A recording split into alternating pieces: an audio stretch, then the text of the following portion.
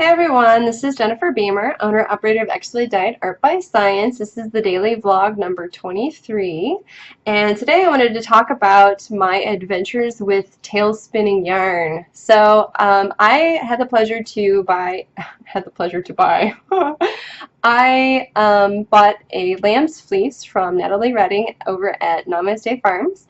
And if you don't know who Natalie is, she has these award-winning fleeces. So if you ever have a little bit of extra money, definitely go to her website and purchase some because you're going to love it.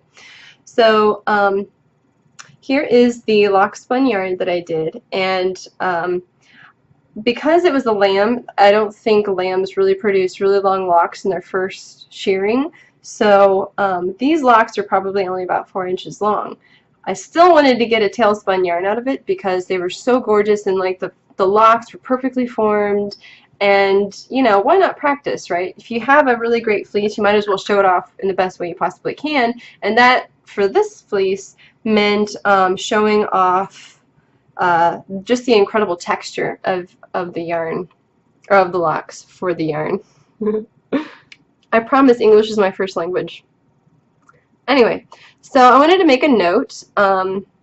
The yarn that is the straight part here, this was basically the bits of the fleece that didn't really hold up after the shearing. You know, when you shear a lamb or any sheep, there are still pieces that aren't going to be so pretty in terms of maintaining their lock formation, and then there's also going to be, you know, even after you wash it in a big bag, it's still some of the pieces are still going to get messed up, and then when you're pulling the locks apart, there's still going to be pieces that don't stay together.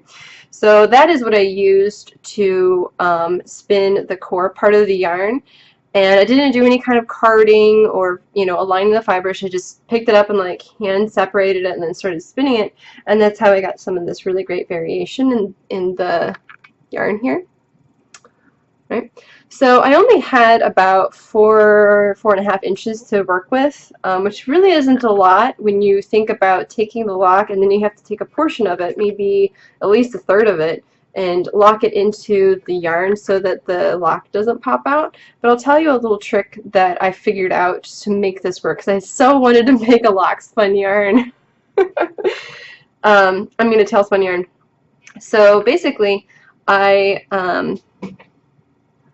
if you see this little piece here, this isn't going to come out.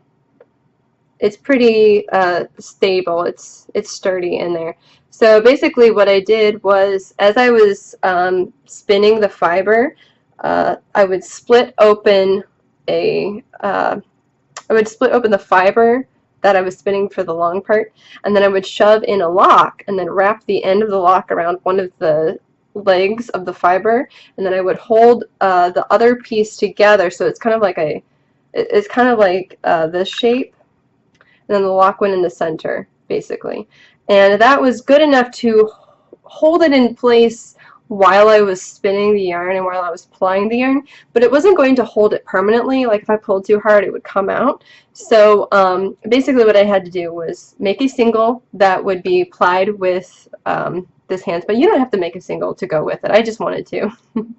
So I was going to apply it with a single that I spun of Tussa silk, and then that's the yellowish honey color here in the yarn. I don't know if you can really see that. I have some photos of this on Facebook. I'll probably take some more photos and post them up there later, probably after this video goes live. And then what that was going to do, silk is a very strong fiber, so when I was spinning it, I decided to give it a little bit of extra spin, because what I wanted to do with it when I was plying it with this yarn, I wanted to use the silk to sort of lock these strands in place. So this spot right here, come on, focus, there we go. So like right where my fingernail is, right there, I used this silk single, and I spun the silk single over that spot a couple of times to lock this end of the lock in place so that this won't come out, right? And that's important because you don't want to make this great project and wear it and then all of a sudden the locks start falling off. That would be terrible. So if you want to see a tutorial video of how I did this specifically, I would be happy to show you that video. But please comment below so that I know that you want it, because otherwise I don't know if a lot of people are really interested. And then the second thing I'll note, I need to be a little bit more careful with which locks I choose for this. There's a couple of places where the locks didn't turn out so great. So I think that when I'm choosing the locks, I have to be a little bit more careful with making sure that it will hold up to a washing. So a lot of the locks will turn out great. Like these locks aren't so bad. I saw a really fantastic one. You know, any time where they're going to stick together like this. Get it to focus. Anytime they're going to stick together like this, you'll end up getting a yarn that's like where the locks don't start to like fray apart from each other, because you want them to stay together and not separated, because then when it starts to separate like that, it doesn't look so pretty. It just kind of, it looks limp, like this lock in particular. This turned out a little bit limp for me.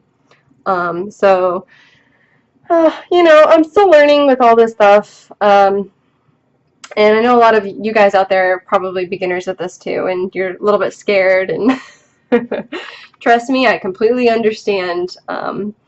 This was a lot of fun for me to do, and it really wasn't that hard. It was a lot of starting and stopping.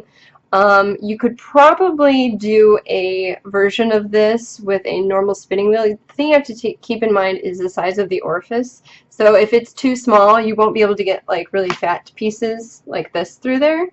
So you can still make a tail spun yarn that just isn't super bulky.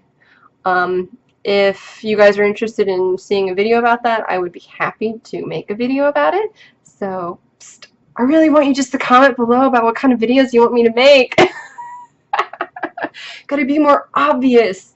Anyway, so basically I just learned, or I kind of figured out a way to make a lock spun yarn that uses slightly shorter locks than, you know, 10 or 12 inches, because those are really expensive, and you know, I didn't want to spend that much on my very first one. So, and I think, you know, it served a purpose, because now I can make a lock spun yarn that doesn't require super long locks. And then second is just learning how to choose the appropriate locks for this type of yarn, so that the end result looks much prettier than some of the pieces that I have in here. Either way, I think it's going to turn out really great. I don't really have a pattern picked out for this yet. I had a pound of the fleece, and I have a couple more skeins of yarn that I made from the same fleece. They're all, at this point, they're all art yarns, but they're not all the same type of art yarn. Like this is a core spun. The other one is a core spun yarn. This one is a tail spun yarn, so it's a little bit different. And I also added sequins to the other one, so it's got a little bit of bling. Anyway, if you have any suggestions for what I should do with like the 2 skeins of yarns that I have for a project, post it below, because I'm really interested. I have some thoughts going around in here, but I don't really have anything solid yet, and I still have probably 5 or so ounces of the fleece, so I was thinking maybe I could make like a shawl, or I don't know.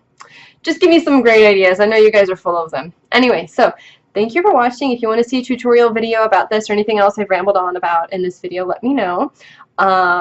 Share and like, subscribe below.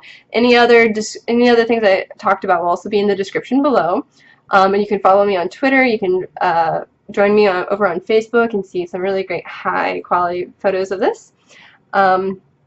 And you can also see where I have bats for sale on my Etsy page, which is expertlydyed.etsy.com. And I also am selling wholesale bats over at Darn Good Yarn, which is darngoodyarn.com. And I'll have all that below for you. So anyway, thank you for watching. Bye!